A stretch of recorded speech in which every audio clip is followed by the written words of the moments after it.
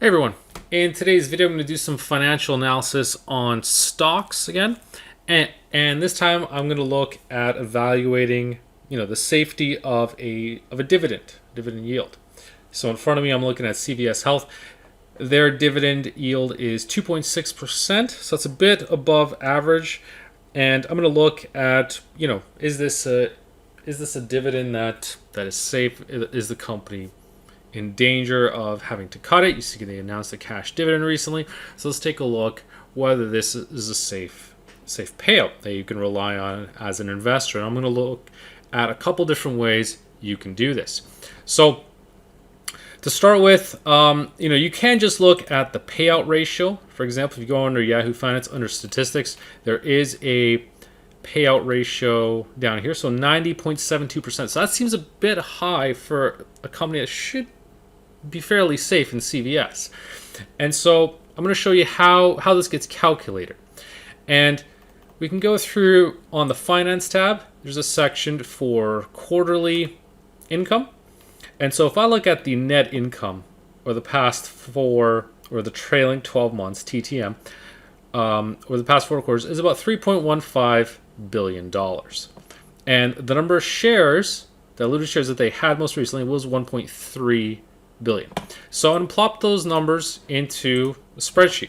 So we've got net income, TTM, trailing 12 months, and net income was 3153,000. This is in thousands, so 3.153 billion. That's their net income, and their diluted average shares was 1315123. Okay, format that properly. And now, so we're going to have an earnings per share, EPS, that takes this value, the net income figure, divided by the diluted average number of shares. So it'll give me 2.4. So if I go back into Yahoo Finance now, if I go under the statistics section, you'll see we've got diluted EPS about 2.36. So maybe there is a slight rounding issue or whatever calculation, but something's a little bit off, but not huge. Still in the same ballpark nonetheless. And so that's 2.36, the diluted EPS. Now, if I go on the summary page, we can see that the amount of the dividend that CVS pays for the full year is $2.42 per year.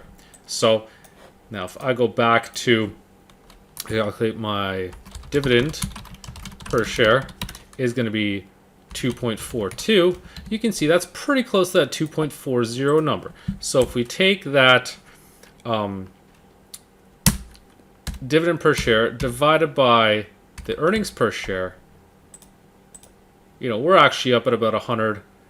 The company's paying out more in dividends than its earnings. So this is slightly different than that 90% payout ratio we had.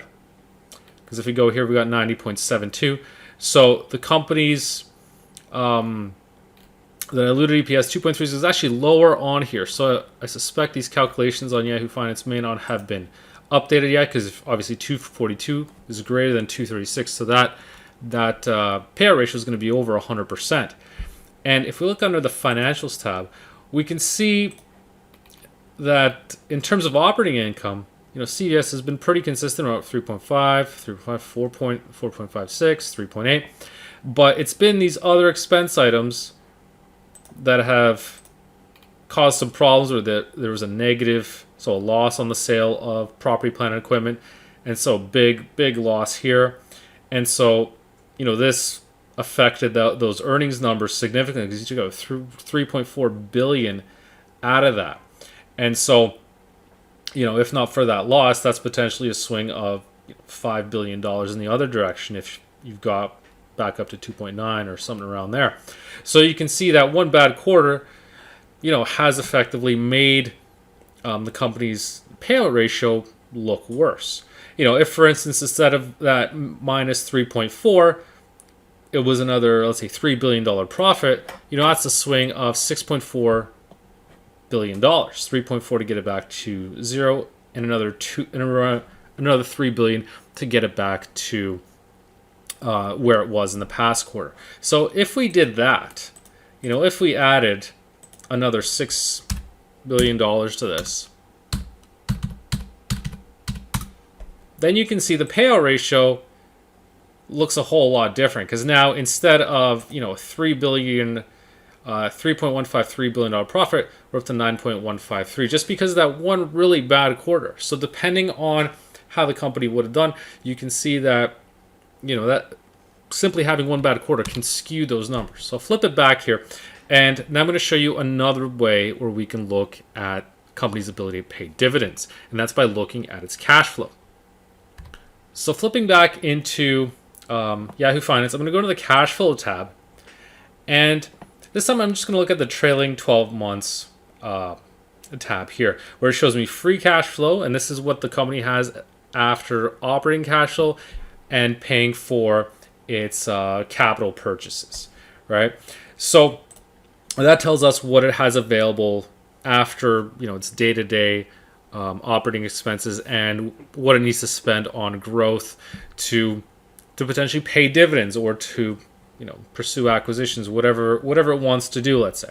So under financing cash flow, we've got cash dividends paid. So this tells us the actual dollar amount of what the company paid in terms of cash. So you can see at 2.8 billion, that is nowhere near the 19.5 billion in free cash that it generates. So that's an important thing to consider, because now in that context it looks a lot different, right? We've got cash dividends of 2,848,123, and now we've got free cash flow 19,498,123. And then so now if we take cash dividends divided by free cash flow, the company's only paying out about 50% of its free cash flow. So that's much more sustainable looking than 101% of earnings. So you can see how just by flipping between cash flow and actual accounting income, you can get a much different picture of whether the company's dividend looks safe or not. Now in CVS's case, it definitely does look safe, because really the company just had one really bad quarter with some other expenses basically wrecking its net income figure here. And so if you're just looking at a stock screener and entering in, let's say you're looking for a dividend stock that pays more than 2%, has a payout ratio of less than 70%, you would easily miss CVS, just because if you go to Yahoo Finance here, their payout ratio at 90% is actually a bit low.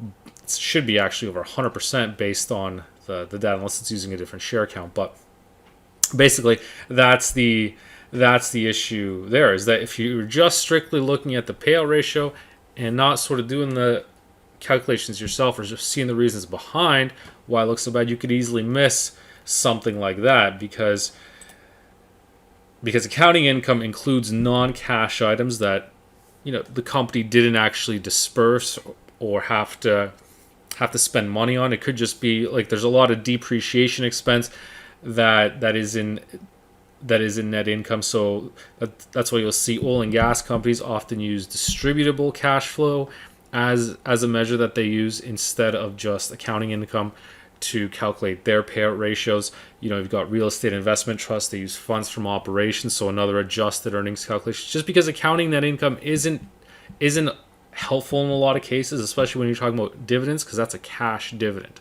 So anytime you're looking at a dividend, I would suggest looking at the cash flow statement as well, just to actually see how much free cash is generating. Ideally, it should be positive, of course. Otherwise, maybe it could be in trouble. And then comparing that to how much in dividends it's paying out, because this can give you a possibly more accurate reflection of how safe those payouts are. So that's how we can use Excel and pull that data into there to do our own calculations to assess, is a dividend safe? Is it sustainable? And in CVS's case, in this example, it is, even though the accounting numbers, the accounting profits don't look terribly good. But again, just one quarter can wreak a lot of havoc on that. So Hope you found this video useful, and thank you for watching.